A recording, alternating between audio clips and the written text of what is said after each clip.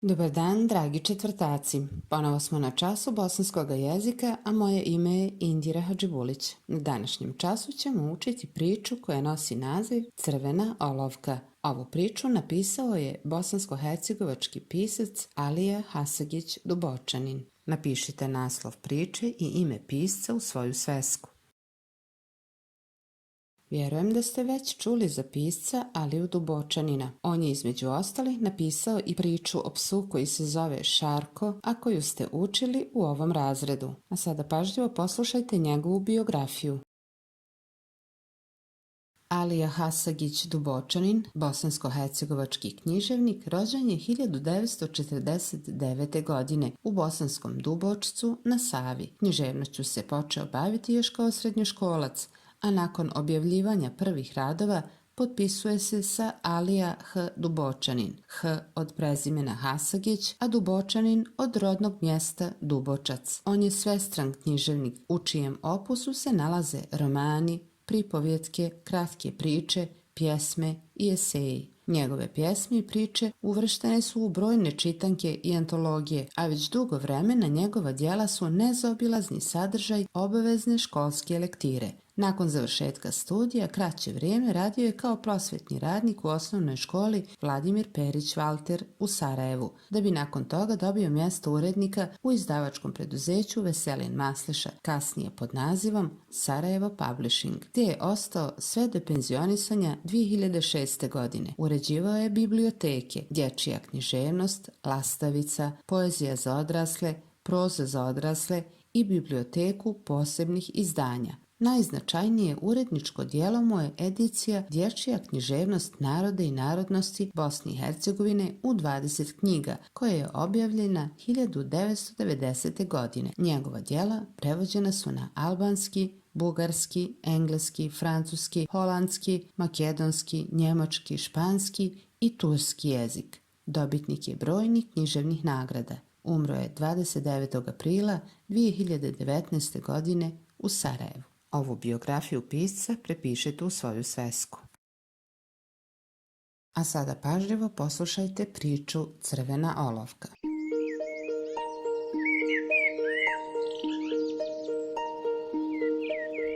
Sjedeći na dnu čamca koji je nosila Sava, Aki je gledao snažne očeve ruke koje su držale veliko veslo. Približavali su se gradu. Veliki dimnjaci vidjeli su se iz daljine.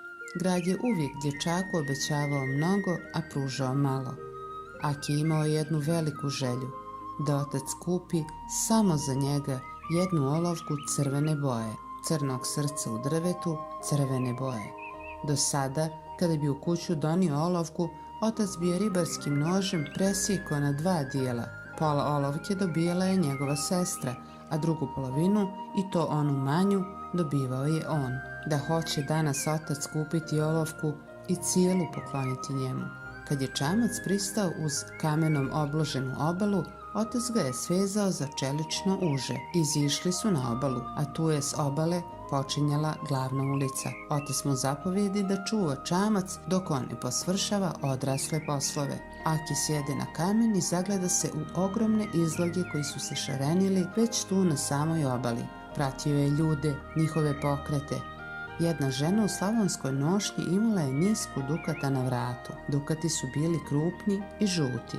Sunce se rasprskivalo na njima, pa se činilo da žena oko vrata ima sunčanu ogrlicu koja se ne može gledati. Pratio je ženu pogledom. Što je žena više odmicala, svijetao krug oko njenog vrata bio je sve tanji. Pored visokog kamenog zida žena se zaustavi i nekom dječaku koji je sjedio nešto pruži i produži dalje. Aki ustade i pođe njenim tragom do dječaka koji je nešto dobio. Uz stari kameni zid na prljavom asfaltu sjedilo je dijete s ispruženom rukom.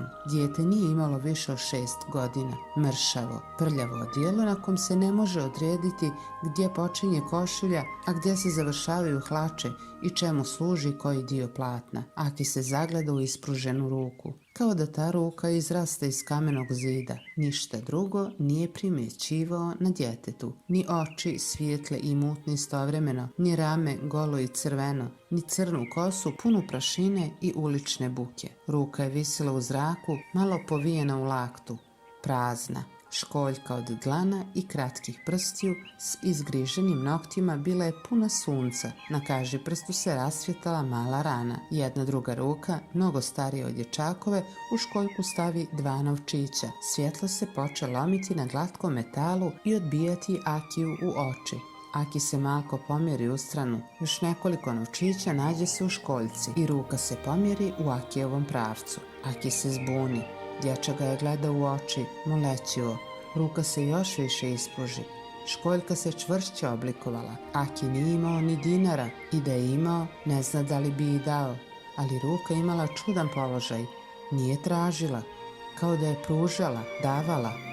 Aki se postidi. Dječakove oči su se caklile, a lice se smijalo. Žuti zubi iza blijedih usana bili su potpuno otkriveni. Dječak s ispruženom rukom u ovom času bio je sretan. Aki htjede da se okrene i da pobjegne od ispružene ruke koja daje, ali dijete je zadovoljno i ono može dati. Aki se poče savladavati i razumijevati. Ako ode, ako ne uzme, dijete će se ražalostiti. Ako uzme, smije li uzeti? Može li uzeti? Prsti su mu se grčili, dlanovi znojili, a ispružena mršava ruka bila je mirna i zadovoljna kao da je od čelika, kao da ne raste iz golog mršavog ramena. Nije imao šta progovoriti, a dijete ga je gledalo i ćutalo. Polako, Aki povede svoju desnu ruku, nesigurnu i znojnu, do dječakove. Pritom su se neprekidno gledali u oči. Dječakov osmeh je zrio, neumiveno lice se sijalo kao da je sve svoje snage sunca uprlo u njega. Kao da se pozdravlja, dječak približi svoju ruku Akijevoj i sasu u nju novčiće. Aki ih steže. Čudnu težinu su imali ti novčići. Nikada u životu Aki nije osjetio da tako teški mogu biti obični dinari. Stisnu šaku, plašeći se da tu pred dječakom ne prospe metalne novčiće. Teško okrenu glavu od dječaka, zatim napravi oštar okret tijelom, sudarivši se s nekim prolaznikom i potrča u park. Ruka mu je pobijeljela od stiskanja, gledao je svoju desnicu kao da je ne poznaje, nije je odmah smio otvoriti. Ivice novčića zarivali su mu se u dlan. Krenu dublje u park da ostane sam, sjede na klupu, a ruku položi na koljeno i polako poče razmicati prste. Ruka u crvenim prugama. Šta da radi s ovim novčićima? Šta bi dječak volio da uradi sa njima? Da ih baci, sigurno ne bi volio. Da ih strpa u džep, nije mogao. Da ih da nekoj drugoj ispruženoj ruci, ni to onog dječaka ne bi obradovalo. Kupit će onu lijepu olovku, crvenu olovku i sve zapisati. Zapisati o dječaku i njegovoj ruci. Aki se vrati na svoj kamen.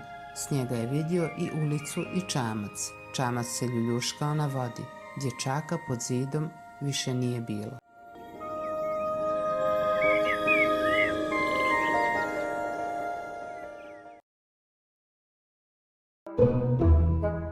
Hajde da razgovaramo o tekstu. O čemu govori pisac u ovoj priči? Pisac u ovoj priči govori o dječaku Akiju i njegovom neobičnom doživljaju sa dječakom koji je prosio na ulici. Ko su glavni, a ko sporedni likovi? Glavni lik je Aki, a sporedni likovi su Akijev otac i dječak. Gdje se dešava radnja ove priče? Radnja ove priče se dešava na obali rijeke Save, koju dječakovu želju otkriva početak priče. Na početku priče saznajemo da dječak ima želju da mu otac kupi crvenu olovku.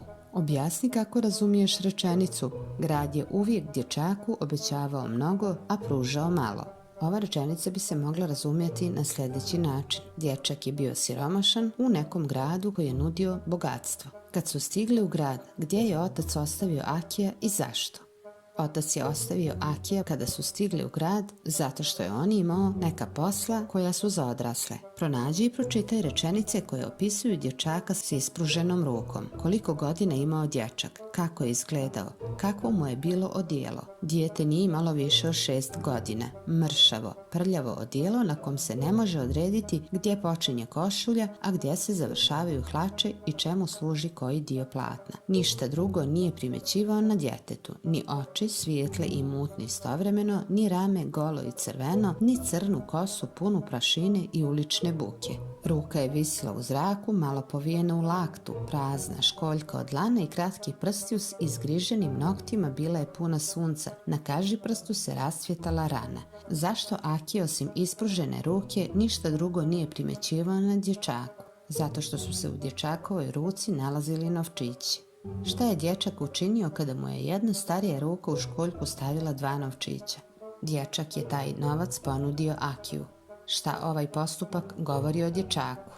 Ovaj postupak govori o tome da je dječak shvatio da Aki nema novca i da mu je ponudio svoj novac. To znači da je dječak imao dobru dušu. Kako se Aki ponašao u tom trenutku? Šta je osjećao?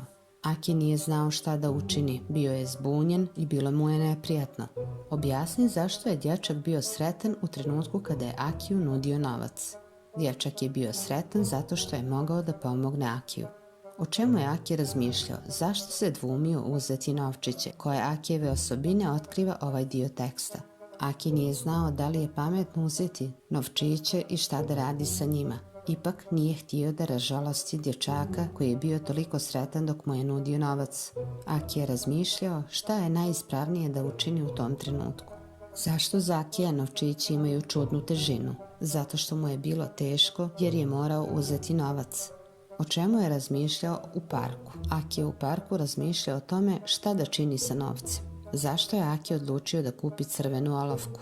Aki je znao da mu otac neće kupiti crvenu olovku i pošto mu je dječak dao novac, odlučio je da je ipak kupi i da baš njome napiše ovaj događaj. U ovom tekstu ima nekoliko nepoznatih riječi. Prvo od njih je slavonska. Spominje se slavonska nošnja. Slavonska znači iz Slavonije, a to je nekadašnja oblast u Hrvatskoj. Čelik je čvrst metal. Niska je niz sitnih predmeta poredanih na koncu, ogrlica, obično sa dukatima ili biserima. Prepiši ove nepoznate riječi u svoju svesku.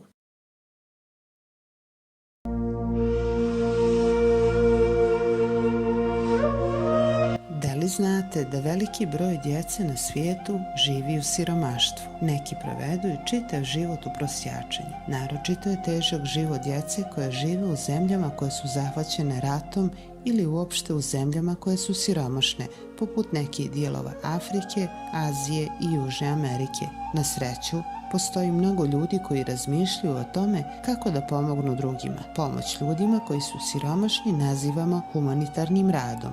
Na svijetu postoji veliki broj organizacija koje se bave humanitarnim radom. Takve organizacije se bave prikupljanjem i pružanjem pomoći siromašnim licima. I u našem gradu postoji nekoliko humanitarnih organizacija. Naravno da i pojedinci mogu činiti humana djela. Humano djelo je pomoći nekome koji je u nevolji na bilo koji način. Da li ste vi nekada učinili neko humano djelo? Priča Crvena olovka se nalazi na 65. strani u tvojoj čitanci. Pročitaj je još jednom i prepričaj u svesku za domaći zadatak. A do sljedećeg časa pozdravlja vas vaša učiteljica Indira.